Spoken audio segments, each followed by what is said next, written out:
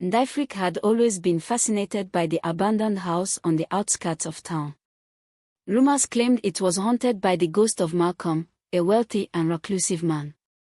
Being a skeptic and a lover of mysteries, he decided to explore the house. As he approached, a shiver ran down his spine. The house loomed, its windows like empty eyes. He steeled himself and pushed open the creaky front door. "Hello," he called out, his voice echoing. There was no response. He wandered from room to room, his footsteps echoing. He was searching for something, though he didn't know what. As he climbed the creaky stairs to the attic, he stumbled upon a hidden compartment behind a false wall. Excited, he pulled out the wall and found a bag of money filled with crisp, new bills. Where did this come from? He wondered, staring in awe. Suddenly, he heard a faint, raspy whisper, "You shouldn't have come here. You shouldn't have taken the money." Ndifreke spun around, but he was alone. The voice seemed to come from the shadows. "Who's there?" he called out, his voice shaking. There was no response. Realizing he needed to leave, Ndifreke grabbed the money and ran back to his small apartment, his heart racing.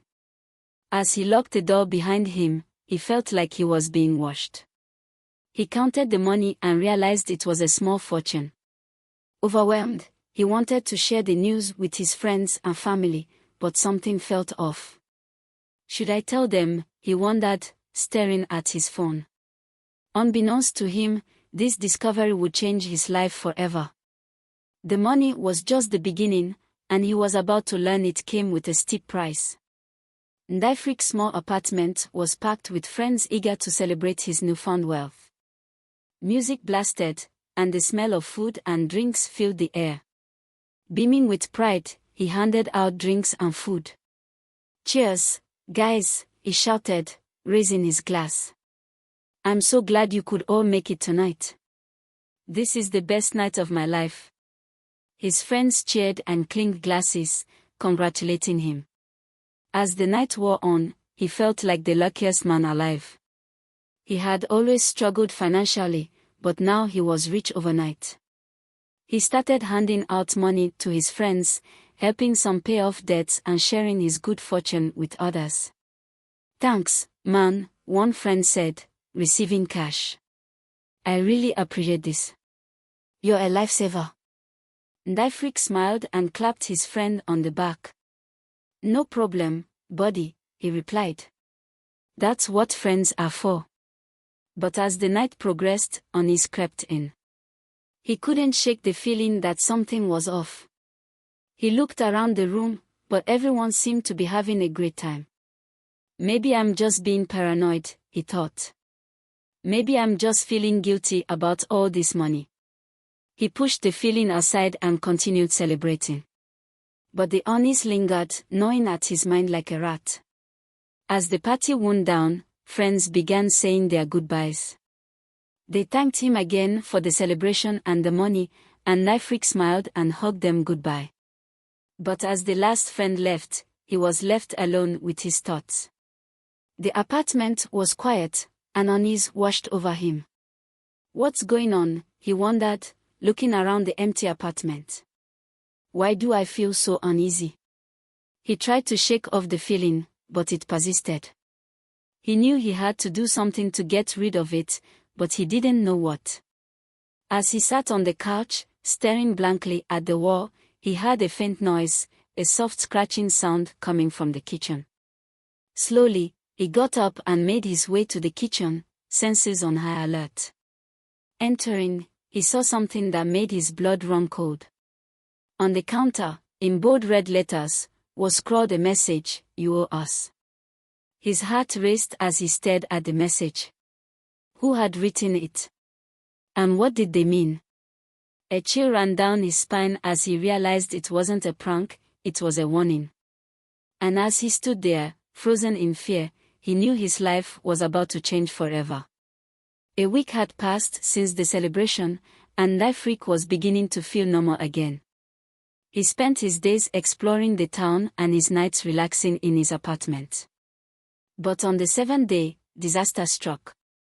Ndifreke woke up to find that his best friend, Uche, was missing. He searched the apartment from top to bottom, but there was no sign of Uche.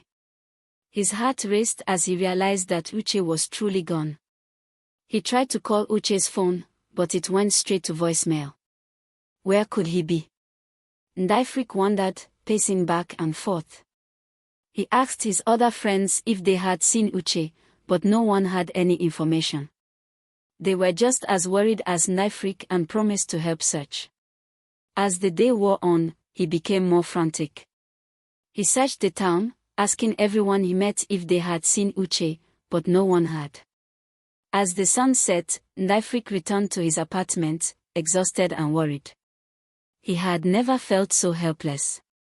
Sitting on the couch, staring blankly at the wall, Ndifreke began to wonder if Uche's disappearance was related to the money he found. He tried to dismiss the thought, but it lingered. Could it be connected, he thought, recalling the strange message in his kitchen. Is someone trying to send me a message? His mind raced with questions and fears. He didn't know what to do or where to turn. As he sat there, feeling helpless and scared, he heard a faint noise outside his apartment. It sounded like heavy, deliberate footsteps. Slowly, he got up and made his way to the door, his senses on high alert. As he reached the door, he hesitated. He didn't know what was on the other side or who was making the noise. But he knew he had to act. With a deep breath, he slowly opened the door and peered outside. But the hallway was empty. Ndifreke felt horrified as he realized he was alone. Alone, and Uche was still missing. Feeling scared and helpless, he knew he had to do something. He had to find Uche and solve the mystery. As he turned to go back inside, he saw something that made his blood run cold. On the floor, just outside his apartment, was a piece of paper. And on the paper, in bold red letters, was scrawled a message, "You're next." Another week had passed since Uche's disappearance, and Ndifreke was losing hope. He had searched the town, asked everyone he met, and scoured the internet for any sign of his friend. But there was nothing. As he sat in his apartment, staring blankly at the wall, despair washed over him. He had never felt so helpless. Just as he was losing hope, he received a call from his friend Emeka. "Hey, man, I'm running late for our meeting," Emeka said, cheerful and carefree. "I'll be there in 20 minutes, okay?" His heart leapt with excitement. He was relieved to hear Emeka was okay. But as minutes ticked by, unease set in. Emeka was late and wasn't answering his phone.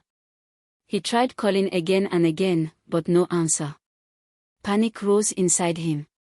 Then, a text message from an unknown number appeared, "Emeka is gone. You're next." Cold sweat broke out on his forehead, and his hands shook. He tried calling the number back, but it was blocked. He was left with fear and uncertainty. As the reality of the situation sank in, devastation washed over him. Another friend was gone, and he had no idea where they were or what happened to them. He felt cursed, somehow responsible for the disappearances. Determined to act, he started investigating on his own, asking around town and scouring the internet for clues. But he realized he was in over his head. He was dealing with something sinister and powerful, beyond his control. As the sun set on another day, despair engulfed him. He was running out of options and hope. Just as he was about to give up, a mysterious stranger visited him. "I know what's going on," the stranger said, his voice low and gravelly. "I know what's happening to your friends." Ndifreke was shocked. Finally, a lead. "Who are you?" he asked, eyes narrowing with suspicion.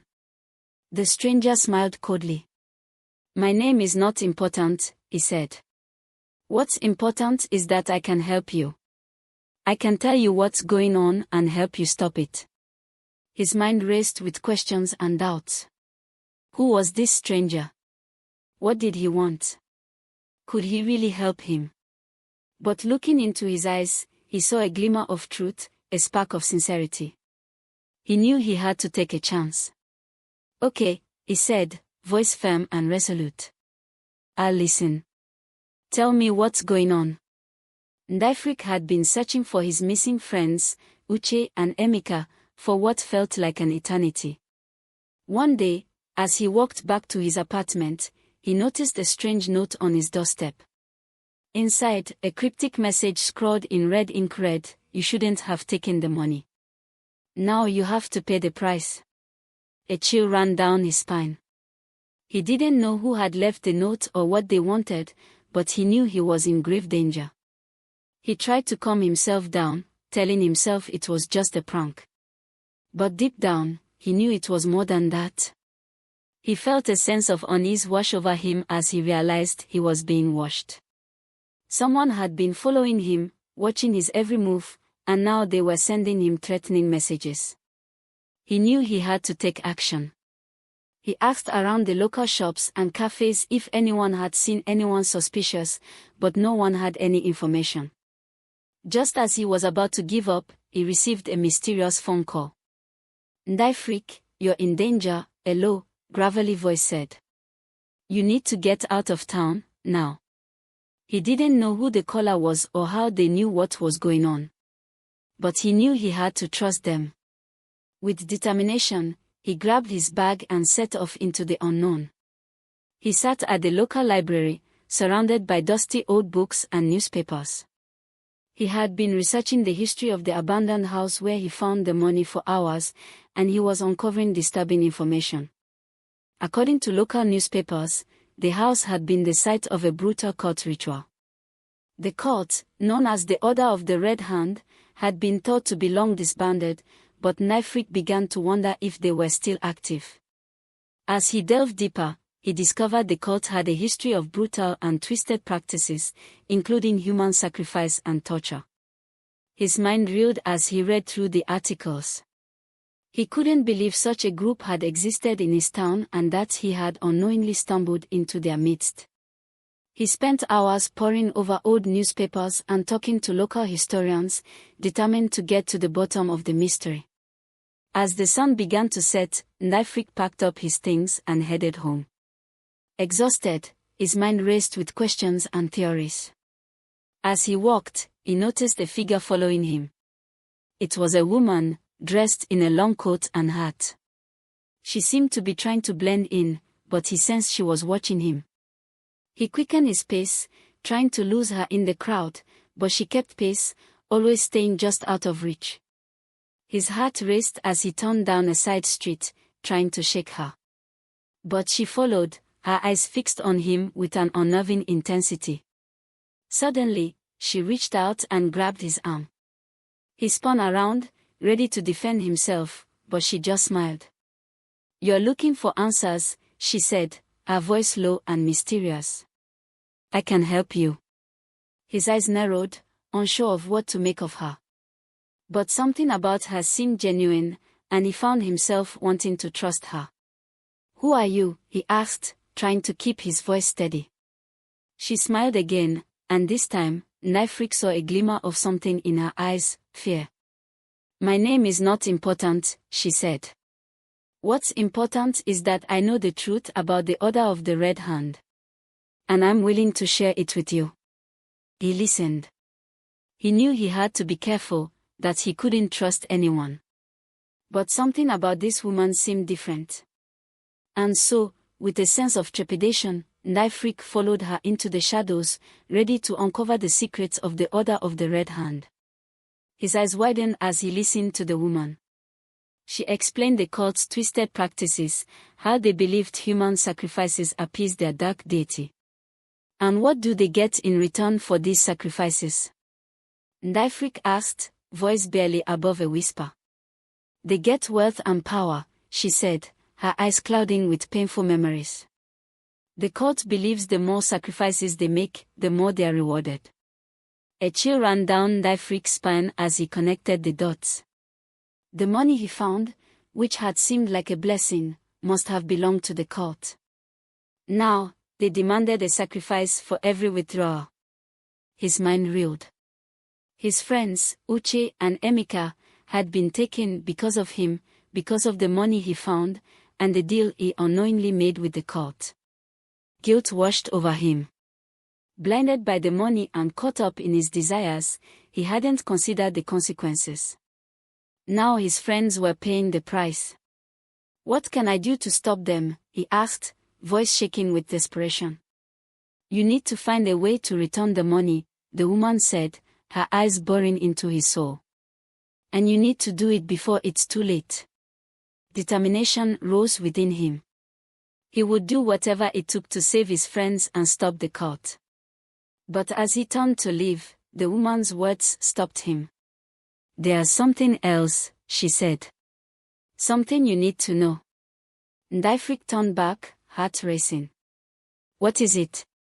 "The cult is not just any cult," she said, her eyes clouding again. "It has deep roots in this town's history. And the leader is someone you know." His eyes widened in shock. "Who?" he demanded. "Someone close to you," she said. "Someone you trust." He scanned the deserted streets, his mind racing with desperation. He had tried to return the money, but it was too late. The cult had already taken Uche and Emeka, and they would stop at nothing to claim their next victim. Ndifreke knew he had to act fast to rescue his friends and take down the cult. But as he walked, his feet seemed to carry him on autopilot, his mind consumed by fear and uncertainty. What if he was too late? Tears stung his eyes as he thought about Uche and Emeka. They were more than friends, they were like brothers to him. And now, they were gone, taken by a ruthless cult. As he turned a corner, he noticed a figure watching him from across the street. It was a woman, her eyes fixed intently on him. For a moment, he thought it was the woman who had warned him, but he realized it was someone else. The woman's eyes seemed to bore into his soul, seeing his desperation and fear. Then, in an instant, she turned and disappeared into the crowd. His heart raced. Who was she? Was she a member of the cult, or could she help him? He took a deep breath and tried to focus. He had to come up with a plan, and fast. He noticed a small cafe on the corner and decided to go inside to gather his thoughts. As he sat down, he noticed a piece of paper on the floor. Expecting it to be a discarded receipt, he picked it up. Instead, it was a note scrawled in red ink: "We are watching you. You'll never save your friends." The cult was confident they would win. But he refused to give up. Determination burning in his heart, he crumpled the note and threw it away. He would save his friends, no matter what it took. With newfound resolve, Ndifreke began to formulate a plan. He would gather his resources, gather his allies, and launch a rescue mission to save Uche and Emeka. Desperate, he would do whatever it took, even if it meant risking his own life. Ndifreke scanned the deserted streets, following a trail of clues. What would he find at the abandoned warehouse? He approached cautiously, heart pounding. The warehouse loomed above him, windows like empty eyes. Inside, it was dark and musty. He turned on his flashlight, casting a weak beam through the darkness. He began searching, scanning crates and boxes for any sign of the cult's activities. Moving cautiously, he stumbled upon a hidden room behind a stack of crates. He pushed the door open slowly. The room was small, lined with gruesome artifacts, skulls, bones, ritual masks, and ancient symbols. His eyes widened in horror. This was the cult's inner sanctum. He moved cautiously, scanning for evidence. Then, he saw it, a black leather-bound journal lying open on a table. His heart skipped a beat as he recognized the handwriting. It was the cult leader's journal, filled with dark secrets. Flipping through the pages, Ndifreke discovered the cult had been active for decades, manipulating events with wealth and influence. At the center was the leader, Ezekiel, rumored to have made a pact with a malevolent force. He read the final entry, a prophecy about the cult's darkest ritual yet to come, with him at the heart of it. A chill ran down his spine as he realized the truth. The cult had been manipulating him all along. He knew he had to escape and warn the authorities. But as he turned to leave, he heard footsteps echoing through the warehouse. He was not alone. The cult was closing in on him, and he was running out of time. Ndifreke's eyes scanned the journal, his mind reeling with horror. The cult's true intentions were revealed in Ezekiel's twisted writings. The money was used to fund their rituals and sacrifices, aiming to summon an ancient evil that would grant Ezekiel immense power. They lured victims with strategically placed money, then demanded a sacrifice. He felt a wave of guilt. He had fallen into their trap, and his friends were paying the price. The cult had been operating for decades, infiltrating every level of society, from the police to local government. His mind raced with questions. How had they gone undetected for so long? The final entry in the journal filled Ndifreke with dread. The final ritual would summon the ancient evil, with Ndifreke at its heart. The cult had been manipulating him all along. He knew he had to act fast. He had to stop the cult before it was too late. But as he looked around the abandoned warehouse, he realized he was alone. The cult could be anywhere, watching him. Ndifreke took a deep breath, steeling himself. He had to face the cult head-on to save his friends and stop their plans. Determined, Ndifreke set out to gather evidence and build a case against the cult. It wouldn't be easy, but he was ready to fight for his friends and the truth. As he left the warehouse, he felt a new sense of purpose. He was no longer just a victim, he was a warrior, fighting against the darkness consuming his town. And he was ready to face whatever lay ahead. He scanned the maps and notes in his small apartment, mind racing with strategy. He had to act fast to rescue his friends and take down the cult. Amid the chaos of papers, Ndifreke felt a calm wash over him. He was in control, ready to take on the cult. Realizing it wouldn't be easy, he knew the cult was powerful and well-connected. He spent hours gathering information and resources, talking to local authorities and trying to gather allies. But the authorities were reluctant to get involved. "It's too hot," a police officer said nervously. "We can't take on the cult. They are too powerful."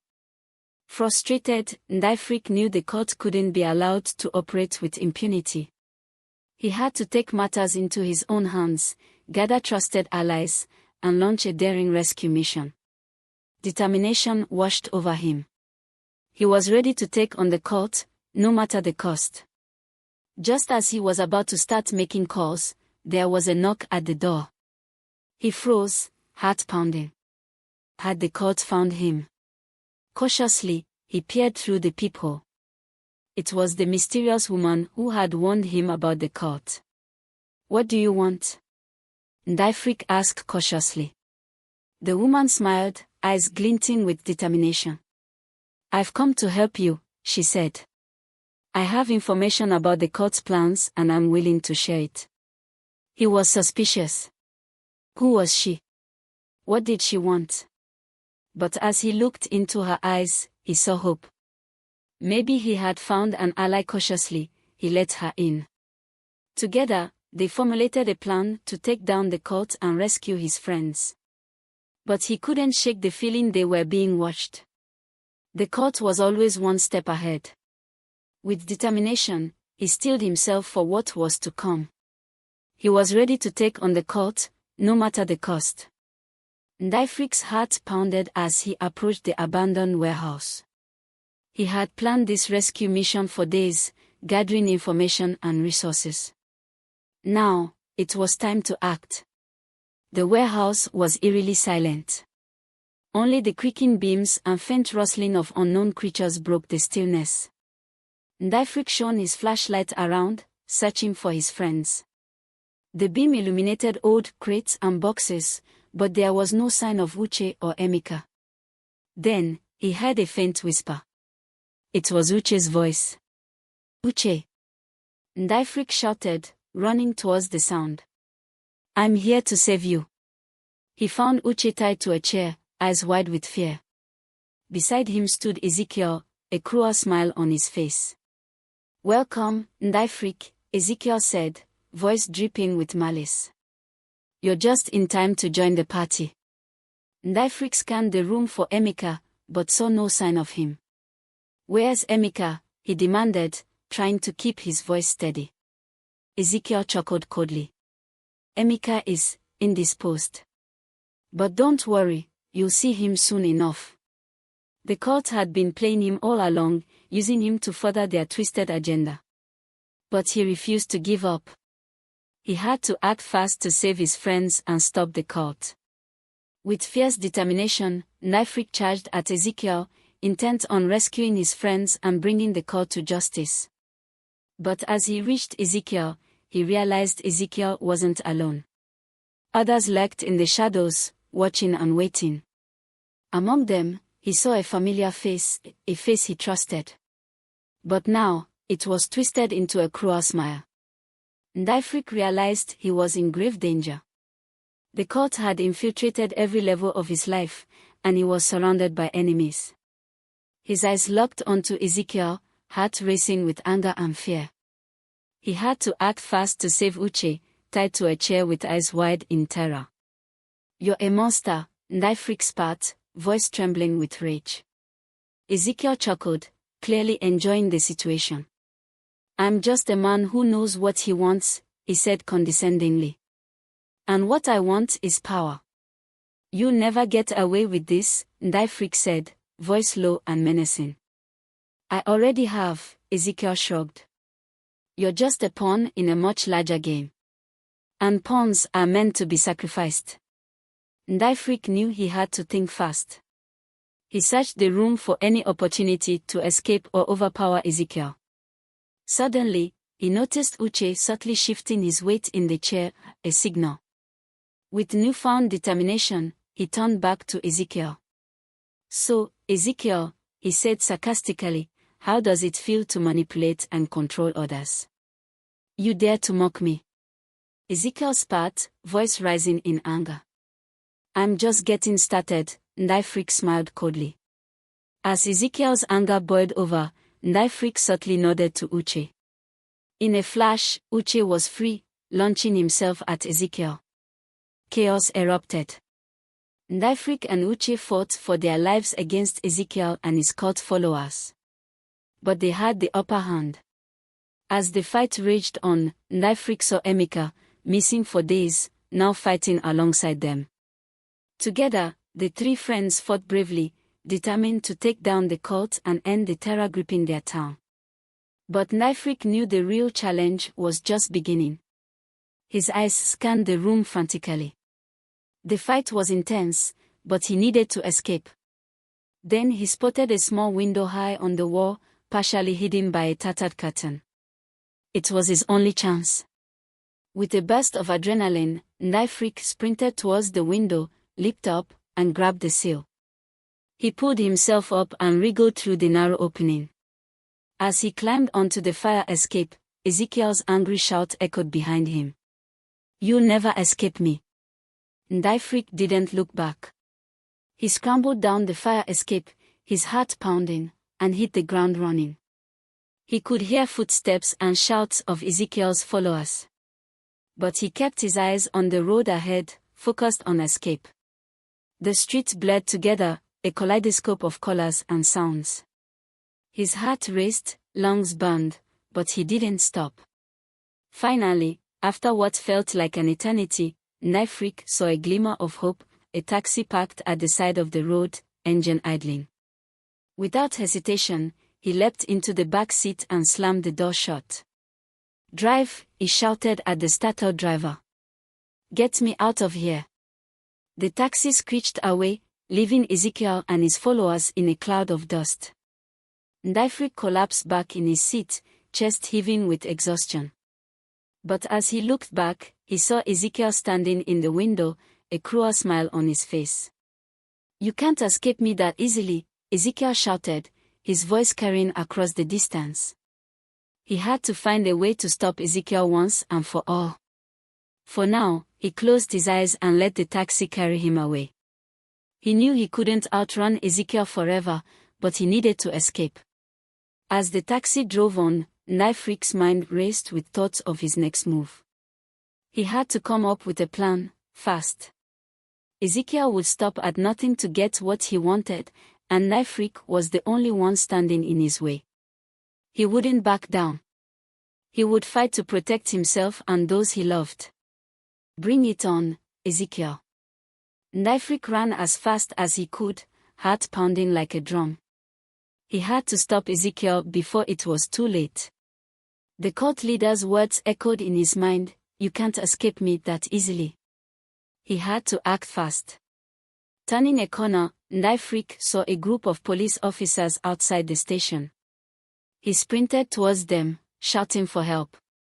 He quickly explained the situation, the cult, Ezekiel's twisted games, and the money that started it all.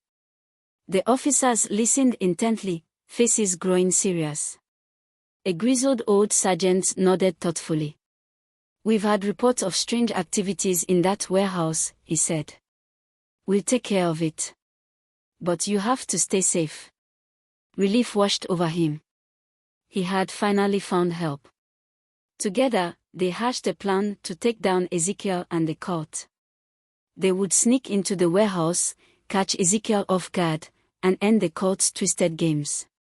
His heart raced with anticipation as they approached the warehouse. As they crept towards the entrance, Ndifreke felt his senses on high alert. He was ready for anything. The officers nodded to him, and together they burst into the warehouse. Dimly lit, the only sound was the creaking of old wooden beams. His eyes scanned the room, searching for Ezekiel and the cult. Then he saw them. Ezekiel stood in the center, a twisted grin on his face. Cult members gathered around him, eyes gleaming with fanatic intensity. "Welcome, Ndifreke," Ezekiel said, voice dripping with malice. "You're just in time for the final ritual." The cult planned a twisted ritual to gain dark powers. But he wasn't alone. Police officers closed in, guns drawn. "It's over," one said firmly. "Surrender now and face justice." Ezekiel's grin faltered, then he laughed. "You'll never take me alive," he said, eyes gleaming with madness. The ritual began, cult members chanting frenziedly. Ndifreke knew he had to act fast. With fierce determination, Ndifreke charged forward, ready to face whatever lay ahead. The outcome was uncertain, but one thing was clear: only one side would emerge victorious.